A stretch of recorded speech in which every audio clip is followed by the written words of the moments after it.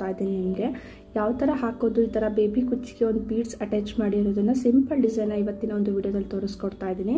ಇದಕ್ಕೆ ನಾನು ನಿಡಲ್ ತಗೊಂಡಿದ್ದೀನಿ ಫ್ರೆಂಡ್ಸ್. ಕ್ರೋಶೆ ನಿಡಲ್ ಬರುತ್ತಲ್ಲ ಈ ಥರ ನಿಡಲು, ಮತ್ತು 1 ಇಂಚ್ ಬಿಟ್ಟು ಗ್ಯಾಪಿಗೆ ತಗೋಬೇಕಾಗುತ್ತೆ. ಸ್ಟಾರ್ಟಿಂಗಲ್ಲಿ ಕ್ರೋಶೆ ನಿಡಲ್ನ ಕರೆಕ್ಟಾಗಿ 1 ಇಂಚ್ ಗ್ಯಾಪಿಗೆ ಕರೆಕ್ಟಾಗಿ ನೋಡಿಕೊಂಡು ಈ ಥರ ಹೋಲ್ ಮಾಡ್ಕೊಬೇಕಾಗತ್ತೆ.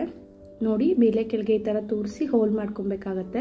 ಸಿಂಪಲ್ ಅಂದರೆ ಸಿಂಪಲ್ಲು ಕ್ವಿಕ್ಕಾಗಿ ಹಾಕ್ಬಿಡುತ್ತೆ ಫ್ರೆಂಡ್ಸ್. ಈ ಒಂದು ಬೇಬಿ ಕುಚ್ಚು ಒಂದು ಬೀಡ್ಸ್ ಬಳಸಿ ಬೇಬಿ ಕುಚ್ಚು ಒಂದು ಡಿಸೈನ್ ಟ್ರೈ ಮಾಡಿ ಫ್ರೆಂಡ್ಸ್. ಫಿನಿಶಿಂಗು ಚೆನ್ನಾಗಿ ಬರುತ್ತೆ. ಮತ್ತು ಮೈಸೂರು ಸಿಲ್ಕ್ ಸಾರಿಗೆ ಒಂದು ಹೊಸ ರೀತಿ ಕುಚ್ಚು ಅಂತಲೇ ಹೇಳ್ಬೋದು.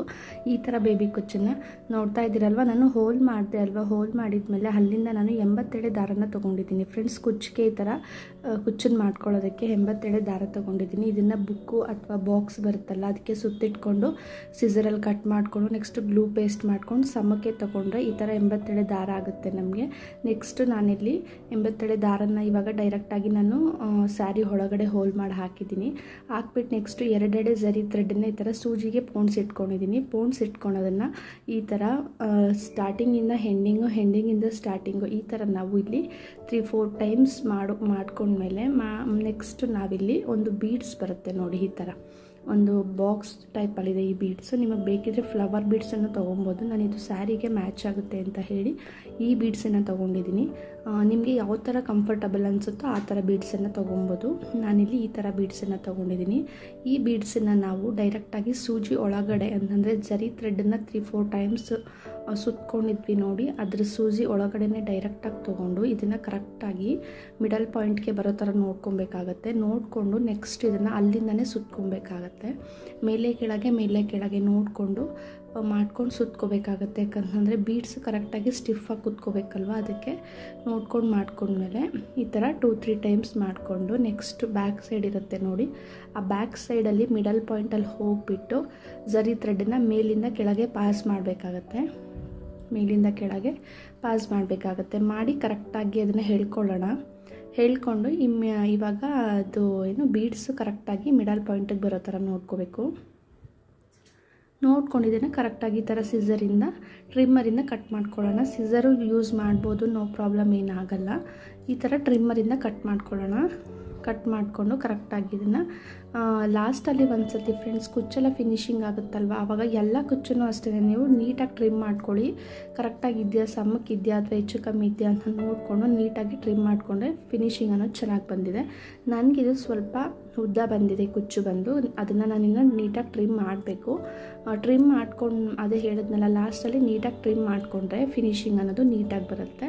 ಇದೇ ಥರ ಫ್ರೆಂಡ್ಸ್ ನಾನಿಲ್ಲಿ 2 ಗೋಲ್ಡು ಮತ್ತು 2 ಕಾಫಿ ಅಂತಂದರೆ ಮೆರೂನ್ ಬೆಳೆಸಿ ನಾನು ಕುಚ್ಚನ್ನು ಹಾಕ್ಕೊಂಡಿದ್ದಷ್ಟೇ.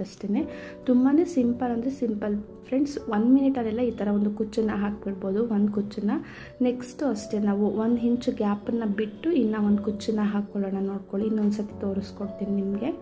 1 ಇಂಚ್ ಗ್ಯಾಪನ್ನು ಬಿಟ್ಟು ನೆಕ್ಸ್ಟ್ ನಿಡಲ್ ಇರುತ್ತಲ್ಲ ಕ್ರೋಶೆ ನಿಡಲ್ ಸಹಾಯದಿಂದ ಹೋಲನ್ನು ಮಾಡ್ಕೋಬೇಕಾಗತ್ತೆ.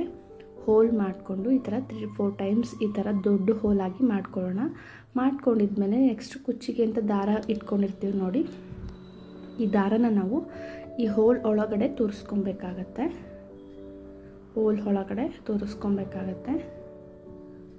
ಹಿಂದೆ ಬ್ಯಾಕ್ ಸೈಡಿಂದ ತೋರಿಸ್ಕೊಳ್ಳೋಣ. ಯಾಕಂತಂದರೆ ಫಿನಿಶಿಂಗ್ ನೀಟಾಗಿ ಬರುತ್ತೆ ಅನ್ನೋದು ಕಾರಣಕ್ಕೋಸ್ಕರ ಅಷ್ಟೇ.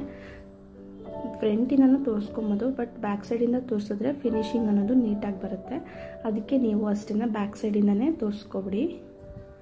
ನೋಡಿ, ಯಾವುದೇ ಥರ ಹೇಳ್ಕೊಡೋದು ಏನಾದ್ರೂ ಆಗೋದಿಲ್ಲ. ಆದ್ರೂ ಸಹ ನಾವು ಈ ಥರ ಸರಿ ಮಾಡ್ಕೊಂಬಿಡ್ಬೋದು ಇದನ್ನು.